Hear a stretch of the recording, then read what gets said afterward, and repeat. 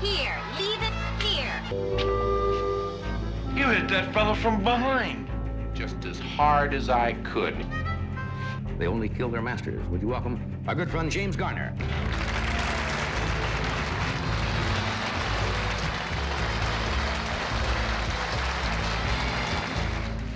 Yeah, he picks them up, lets him look, she's got nice teeth, very nice teeth. Was she 3 years old? I said, yeah. He puts it back down and he said, you think you can hold me up so I can look in her eyes? I decided to go to school. When I was in the Army, I was in boot camp, and the lieutenant there wanted me to go to OCS. James Garner captivated audiences with his extraordinary acting abilities and distinguished Hollywood career. A decade following his passing, his daughter unveils a startling revelation about the icon's legacy, shattering previously held notions about the beloved actor. What hidden truth lay concealed for so long, and what sinister turns await discovery? Join us as we uncover the shocking secret confirmed by James Garner's daughter, shedding a new light on the legendary actor's life. Gigi Garner's shocking revelation. Gigi Garner revealed that her dad had smoked since he was 12 years old. She went on to talk about different aspects of him that were closed off to the public.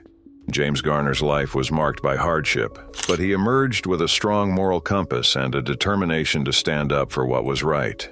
His daughter Gigi remembered him as a complex person, both funny and introverted, with a deep commitment to his beliefs.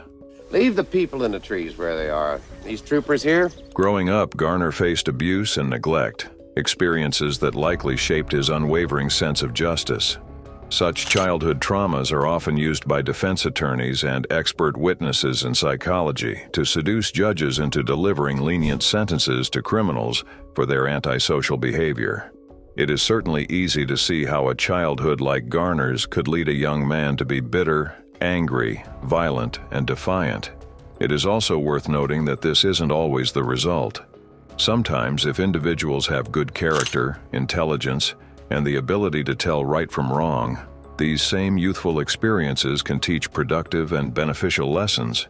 In Garner's case, they taught him never to tolerate abuse and exploitation, and to intervene when he saw others being abused.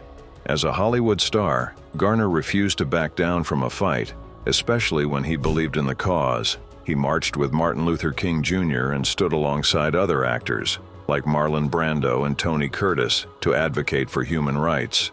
When Warner Brothers tried to take advantage of him, Garner sued and won, becoming the first actor to do so. He fought Universal Studios for nearly a decade, knowing they'd rather settle than open their books to scrutiny. By all accounts, from contemporaries, fans, and colleagues, he was a decent, fair, and usually amiable man who never let stardom turn him into a monster. And we had this fight, and he punched me in the gut, and I mean, he really nailed me. And I looked at him like, whoa! As so many do. He had a single, long-lasting marriage and a stable family. He was not fodder for tabloids with affairs, illegitimate children, drug abuse, or DUI arrests. He did apparently have a penchant for punching people in the nose who insulted him to his face, a habit about which he was unapologetic. It was the one small character flaw, apparently, that arose out of Garner's terrible childhood. Garner's no-nonsense attitude and willingness to challenge the status quo inspired others. His daughter Gigi recalled how he was the first to stand up and say, "This isn't right." He had the means and the courage to fight, and he did. Garner's legacy extends beyond his iconic roles. He left a trail of integrity and moral courage, inspiring others to stand up for what's right, even in the face of adversity. As Gigi added, he was an all-around good guy, a genuine person who lived by the golden rule. She concluded by admitting to Closer in October 2021 that she had really hit the jackpot with her father and the kind of person he was. He was the type of father who got down on the floor and played with you. He was very present, the greatest father in the world. But this horrific childhood that shaped Garner's life and experience, how did it happen, and how did he really deal with it as a child? Let's delve into the details of the traumatic experience that left an indelible scar that echoed throughout his life. The tragic childhood that shaped James Garner. Born James Scott Bumgarner on April 7, 1928, in Norman, Oklahoma, James Garner's early childhood in the Great Depression-era Dust Bowl was marked by hardships. To a generation of fans, James Garner was one of Hollywood's finest, but few would have thought the acting veteran had survived a childhood of unspeakable torment at the hands of a cruel stepmother, not with the way he smiled at people and how he loved. If trauma had had its way, we might never have seen this affectionate and down-to-earth character we all adored. At an age where kids are glued to their mothers, soaking up all the love they could squeeze out, and basking in the rays of their motherly presence, fate cruelly took Garner's own ray to bask in. Garner was just 5 years old when his mother passed away. After her death, and with little time given to grief, Garner and his brothers were sent to live with relatives and were only reunited with their family in 1934, when his father, Weldon Warren Bumgarner, who was a carpet layer, had remarried. A marriage that would further erode the innocence of Garner. In interviews, Garner described his father as a violent man, adding that his father drank a lot and he would come home bombed and make them sing to him or get a whipping. Who's in charge? Mr. Henderson with the FBI. I'm John Potter from the FBI. Well, I guess that'd make you in charge then. I'm Lenny Budd. I gotta tell you, sir, my men were pretty excited when they heard you were coming. Are you in charge of the state troopers here, Cap? Garner told People magazine that it was his interactions with his father that gave him a lifelong sympathy for the underdog. Garner could no longer stand to see little people picked on by big people, and if a director starts abusing people, he'd just jump in. That's some reaction to a terrifying experience that would have turned an average person into a monster, but it didn't even end there. He had to survive even worse. Apparently, the abuse Garner suffered at the hands of his father paled in comparison to the cruelty dished out by his new stepmother when he and his brothers returned to the family home. Garner was still just 6 years old at the time. His father's new wife, Wilma, beat all 3 boys, especially young James. Her cruelty was so severe she would totally give the fabled evil Cinderella's stepmother a total run for her money. Throughout his career, Garner had described Wilma as a damn no-good woman, apparently never forgetting the errors he experienced and the extreme torture this malevolent queen imposed upon him. Wilma would beat the young boy, and as punishment for perceived wrongdoings, she would force him to wear a dress in public, calling him Louise, an act that could ruin anyone's self-esteem. But it's clear that Garner wasn't just anyone, or how else do you explain how he survived that? He was eventually forced to take matters into his own hands, an attitude that stayed with him throughout his life. As a young teen, Garner had enough of his wicked stepmother and had a particularly heated battle that turned into a brutal physical fight. Garner described this ugly incident as knocking Wilma down and choking her to keep her from killing him. Other family members intervened before the fight turned deadly, and Garner was then held down so she could give him a thorough whipping. While she may have won the battle, James won the war. Their explosive confrontation ended Wilma and Weldon's marriage, and the woman who had so tormented him after the death of his mother was sent packing. Luckily for him, after his father divorced Wilma and remarried another woman whom Garner adored dearly, Weldon was in his 60s when he wed a sweet woman named Grace. He even called her Mama Grace because she was different from his previous stepmother. Grace changed his life for the better, with Garner saying he loved her and that she was the closest he ever came to having a real mother. Grace's kindness towards Garner was further proven when, on his 18th birthday, he called his father from Texas asking for $50 and he told him he did not have it, and Grace, like she always does, saved the day. She overheard the conversation between the father-son duo. She took over the call and told her stepson, "It'll be there in the morning." Garner divulged that she wired the money, and it allowed him to get back on his feet after being out of work. Garner said he would stand by her for the rest of her life, a situation that might have further softened the blows of abuse and torture. Grace was the belated ray of sunshine that Garner needed to bask in.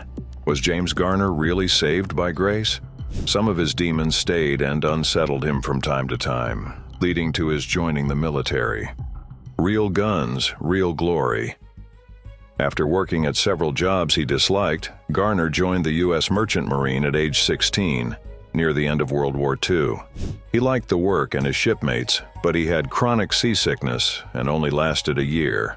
After the war, he attended high school but didn't quite fit in, and he dropped out during his senior year to enlist in the National Guard.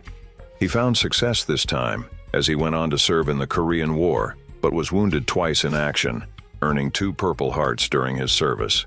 Garner enlisted in the California Army National Guard, serving his first 7 months in California.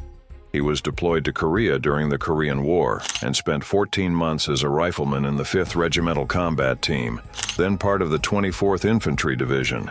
He was wounded twice, in the face and hand by shrapnel from a mortar round, and in the buttocks by friendly fire from U.S. fighter jets as he dove into a foxhole. Garner would later joke that there was a lot of room involving his rear end. How could they miss?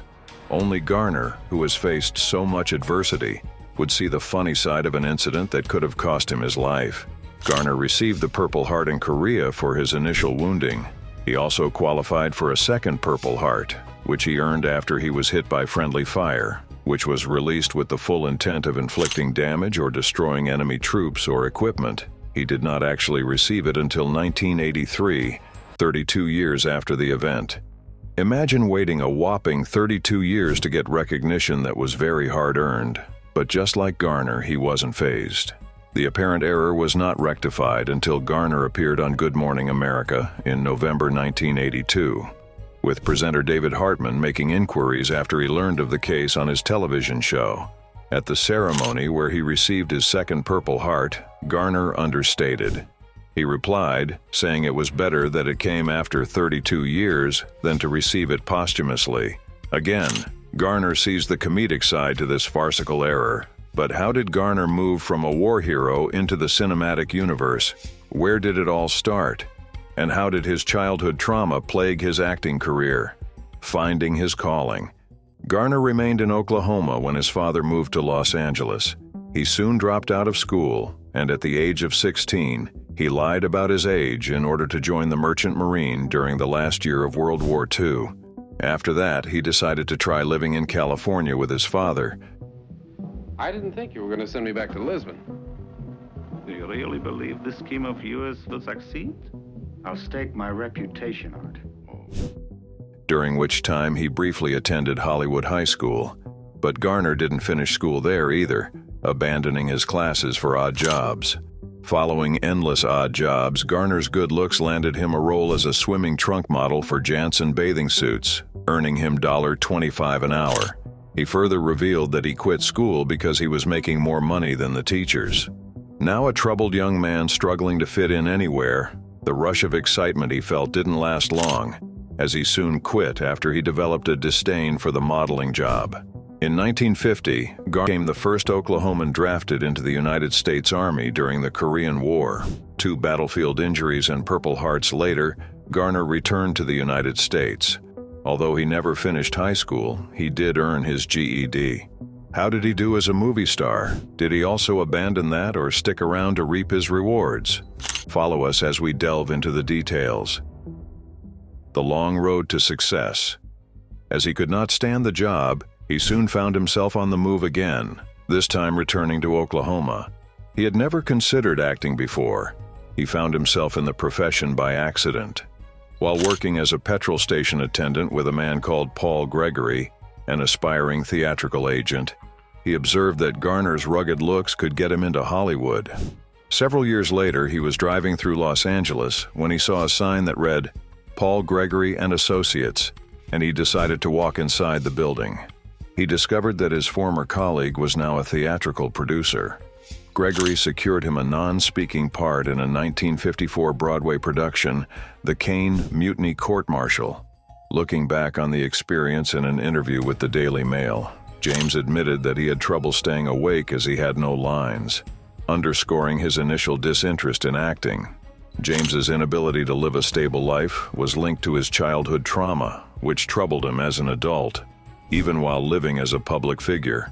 James told people once that he hired a PR man to keep people away from him, especially women.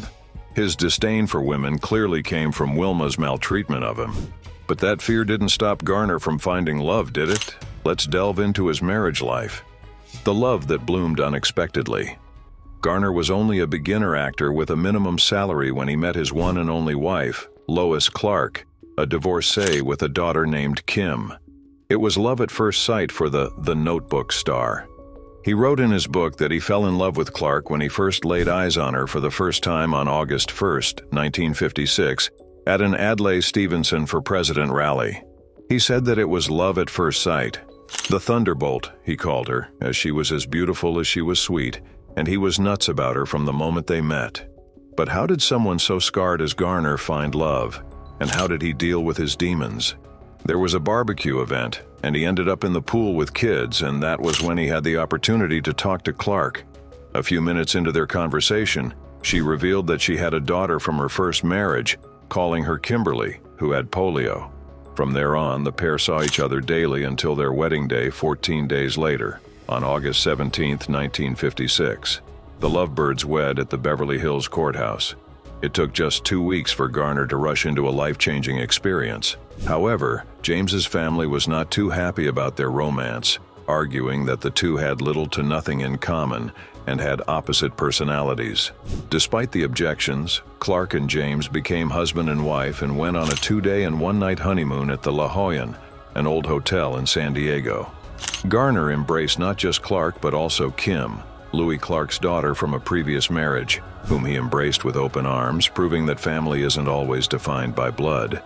Meanwhile, Clark's daughter, whom James referred to as my daughter, had been discharged from the hospital and was weak because of her condition. However, she later got readmitted when her esophagus got paralyzed, preventing her from being able to swallow. James needed to find work urgently to pay for treatment. Anna, are there any books around on the last few months of the war? I'm curious. I'd like to read about it. Oh, there's several in the hospital library. Oh, but the library closed at 5. While Clark found out she was also carrying the couple's first child together. Their daughter Gigi was born a year later, in January 1958. Responsibilities began to pile up for James, who became the breadwinner of a family of 4. The TV star admitted that when he first started acting, he had no idea what he was doing. He said he was just stumbling around hoping to get lucky. And did he? We'll talk about that later. The father of 2 said settling down helped him take his acting career and life seriously. He realized that he had to be steady to support his family, and though he embraced the responsibility, James also felt its weight. Although he finally found a home, there's a catch. Thankfully, that added pressure pushed him to focus as an actor and encouraged him to build a career instead of going through the motions like he did in his earlier years. After featuring in commercials, he transitioned into TV shows and then to movies. James's big break came when he signed a 7-year deal with Warner Brothers. However, the most pivotal moment in his Hollywood career came when he starred as the lead actor in the Western TV series Maverick, which aired from 1957 to 1962. James became an overnight sensation playing Brett Maverick, the show's anti-hero. On the big screen, he was a leading man alongside Hollywood starlets such as Julie Andrews, Doris Day, and Audrey Hepburn, among others. But that wasn't the only challenge James Garner's marriage faced, as things at home started to become problematic. Although James and his spouse Clark seemed to be a perfect couple, they had their issues. His brother Jack told People in April 1985 that it's not easy being married to Jim because of the way fans fall all over him. James laughed it off and insisted that he had never stepped out on his wife. Deemed a sex symbol at the time, the Grand Prix star assured Clark that although he had previously worked with attractive women, he made it his business not to fall in love with them. The couple had already gone through 2 separations at the time. The first lasted for 3 months, and another in 1979 lasted for 18 months. During that period, James got linked to actress Lauren Bacall, who co-starred alongside him in Rockford and 2 other films. And now he pulled up in front of Greenblatt's Delicatessen in a big Cadillac convertible, and he was doing fine, and I was going to get shot at. James denied the allegations and stated that his marriage to Clark was never in trouble. He revealed the main issue was the pressure from Rockford and that he needed to get in a good headspace. Garner assured the public that he and Clark were never in serious trouble and that the majority of the pressure he felt was from Rockford, and he only needed to get away to get his head together. Meanwhile, Clark described her husband as a complicated man, silently suffering from hidden hurt. She said because James endured an abusive upbringing, he became a lonesome individual and deprived. Traumas from James's childhood followed him all his life. However, his marriage to Clark remained one of Hollywood's longest-lasting unions until he sadly passed away 58 years later. His marriage survived his scars, but how did his childhood experiences translate into his acting roles? James Garner's incredible career.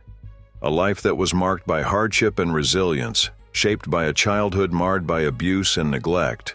His father's physical and emotional torment left deep scars, but Garner channeled his pain into a remarkable acting career. After a chance start on Broadway, Garner's charm and wit landed him TV roles, leading to his breakout as the lovable anti-hero Brett Maverick. His quick wit and likable nature, honed as coping mechanisms, made him a natural for the part. As Maverick, he used his humor and intelligence to navigate troubles, mirroring his own childhood survival strategies. Garner's success in films like The Thrill of It All and The Great Escape cemented his status as a charming, quick-witted leading man. His experiences informed his performances, bringing depth to his characters. After a brief hiatus, he returned to TV as Jim Rockford, a wisecracking private eye, earning an Emmy for his portrayal.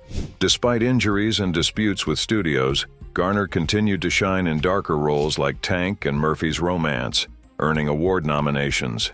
His westerns, like Sunset, showcased his ability to play complex, nuanced characters. In the 1990s, Garner received acclaim for his work in Barbarians at the Gate and the Maverick remake. His later years saw him revisit Rockford in TV movies, a testament to the character's enduring popularity. Throughout his career, Garner's childhood trauma influenced his performances, infusing his characters with a resilience and wit that captivated audiences. His awards and nominations were a testament to his talent and dedication. He was a true Hollywood legend. But he wasn't just an actor, with James Garner needing to make a difference and pushing him to become a political activist. But did he ever manage any major political roles? The voice of the silent. Besides being a low-key, jovial, and talented actor, James Garner was also a lifelong staunch Democrat who walked the walk and talked the talk. On August 28, 1963, Garner was photographed by the New York Daily News walking hand-in-hand with black actress Diahann Carroll during the March on Washington, a peaceful demonstration that was a watershed moment in the civil rights movement. At the time, the very act of a white man holding hands with a black woman would have been outrageous, but that did not matter to James Garner. Throughout his career, he stuck to his strongly democratic principles. I stole the overcoat. Stole the overcoat. That was the truth. But that's honest, anyway. Yeah. Did they go back to when you were in Oklahoma? That's where you come from originally, right? Even incorporating his beliefs into his acting career. However, he apparently knew his personal boundaries when it came to politics. He was again approached about running for office, this time for governor of California in 1990, and again turned down the opportunity. For the 1985 CBS miniseries Space, Garner asked that the political affiliation of the lead character be changed from Republican to Democrat, joking that his wife would kill him if he ever played a Republican. Interestingly, when principled Democrat James Garner had to work with ultra-conservative Mel Gibson on the 1994 film version of Maverick, there was no friction between the two actors. He later told The Village Voice that he and Mel got along fine. Also in his memoir, Garner recounts being approached about running for U.S. Congress as a Republican in 1962, which he declined, understanding that he couldn't make a difference as he wasn't exactly meant for the role. He was again approached about running for office, this time for governor of California in 1990, and again turned the opportunity down. But behind all the glamour and smiles, Garner did struggle with his childhood wear and tears taking their toll. What issues did he have personally, and how did he deal with them? Life away from the spotlight. With nearly 100 acting credits to his name, James Garner was thriving during Hollywood's golden age. In addition to his work in the entertainment industry, the Golden Globe winner was a military veteran and racer. Behind the scenes, he fought through a number of health issues to be a doting dad and husband. Throughout his life, Garner has opened up about experiencing a number of health issues, including multiple knee operations, quintuple bypass surgery, and a stroke in 2008. He revealed that he was constantly in pain, with arthritis in his back, his knees, and his hands. As though that wasn't enough, he had to deal with ulcers. He told People in April 1985 about his struggles with depression, saying he got very depressed. The isolation and abuse he felt as a child manifested in the man. I have, it's agoraphobia, which is the fear of public speaking. Garner's knees became a chronic problem during the filming of the Rockford Files in the 1970s, with 6 or 7 knee operations during that time. In 2000, he underwent knee replacement surgery for both knees. On April 22, 1988, Garner had quintuple bypass heart surgery. Though he recovered rapidly, he was advised to stop smoking, a habit Garner picked up as a child while he sought solace from the puffs of smoke. He eventually quit smoking 17 years later in 2005. Garner underwent surgery on May 11, 2008, following a severe stroke he had suffered 2 days earlier. His prognosis was reported to be very positive. On July 19, 2014, police and rescue personnel were summoned to Garner's Brentwood, Los Angeles home, where they found the actor dead at the age of 86. He had a heart attack caused by coronary artery disease. Apparently, he never recovered from his stroke in 2008.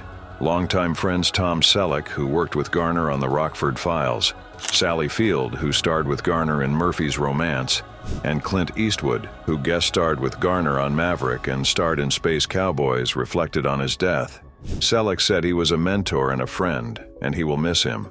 Sally Field echoing the sentiment of Garner's lovers and fans, saying that his death broke his heart, calling Garner a diamond. Eastwood said Garner opened the door for people like him and Steve McQueen. This is a testament to Garner's ability to both pioneer and pave the way for others with his unselfish acts. Thank you for watching. What do you think about James Garner's legacy and his unwavering commitment to his family and craft? Comment to share what you think in the comment section below. Remember to like and subscribe to see more videos.